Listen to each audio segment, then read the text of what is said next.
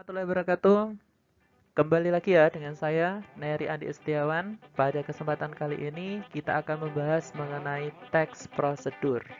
Oke, yang akan dibawakan oleh saya sendiri, Neri Andi Setiawan.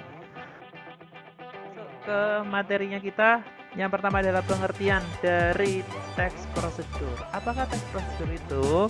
Teks prosedur adalah teks yang berisi langkah-langkah atau tahap-tahap yang harus ditempuh untuk mencapai tujuan yang akan kita lakukan. Jadi intinya adalah teks prosedur adalah suatu teks yang isinya adalah suatu hal yang runtut dan kita itu harus melakukan tahap-tahap sesuai dengan yang ada atau sesuai dengan yang kita tentukan. Oke. Selanjutnya adalah tujuan penulisan teks prosedur. Apakah tujuan penulisan dari teks prosedur itu? Yang pertama adalah untuk membantu membaca atau pendengar untuk memahami bagaimana cara melakukan atau membuat sesuatu dengan. Selanjutnya akan kita ke slide selanjutnya, yaitu ciri-ciri teks prosedur. Apa aja ciri-ciri dari teks prosedur? Yang pertama, menggunakan pola kalimat perintah atau imperatif. Yang kedua, menggunakan kata kerja aktif.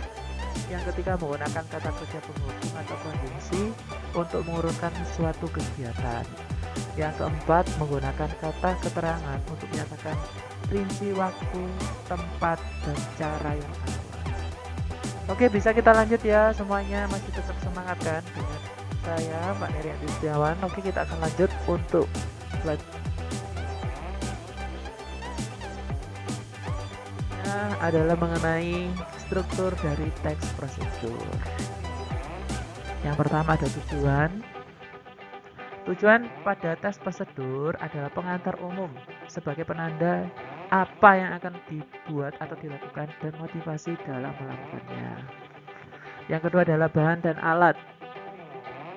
Berisi mengenai rincian bahan dan alat yang digunakan dengan ukuran yang akurat. Selanjutnya adalah langkah-langkah. Langkah-langkah berisi langkah-langkah melakukan suatu dengan urut secara bertahap. Kemudian penutup. Penutup yaitu berisi penekanan pada keuntungan dan ucapan selamat melakukan. Oke anak-anak semuanya masih bersemangat kan untuk mengikuti pelajaran dari saya kan. Selanjutnya adalah macam-macam teks prosedur. Apa aja? Yang pertama teks prosedur sederhana. Prosedur yang dapat ditempuh hanya dengan 2 atau 3 langkah saja. Contoh, prosedur mengoperasikan setrika. Yang kedua, teks prosedur kompleks. Prosedur yang terdiri atas banyak langkah dan langkah-langkah tersebut berjenjang dengan sub langkah pada setiap langkahnya. Contoh khusus tentang terkena silang. Jadi bedanya kalau yang atas ini ya, kalau yang teks prosedur sederhana itu lebih sederhana, Rek. Kalau yang teks prosedur kompleks itu prosedurnya itu terdiri dari banyak langkah dan langkahnya itu tersebut berjenjang ya, jadi agak lebih rumit. Oke, yang ketiga adalah protokol. Protokol adalah prosedur langkah-langkah yang tidak terlalu ketat atau rumit dan mudah dipahami ya. Paling ingat protokol kesehatan di pandemi virus corona ya. Akan kita bahas mengenai contoh teks prosedur. Ini bisa kalian lihat contoh teks prosedur seperti ini ya, bisa kalian baca ya.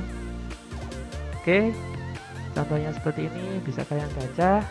Itu contoh teks prosedur. Kaca untuk botol dibuat dari pasir, batu gamping, dan aku soda dengan menempuh langkah-langkah sebagai berikut. Pertama, ketika bahan tersebut dicampur secara proporsional. Yang kedua, kadang-kadang pecahan-pecahan kaca ditambahkan.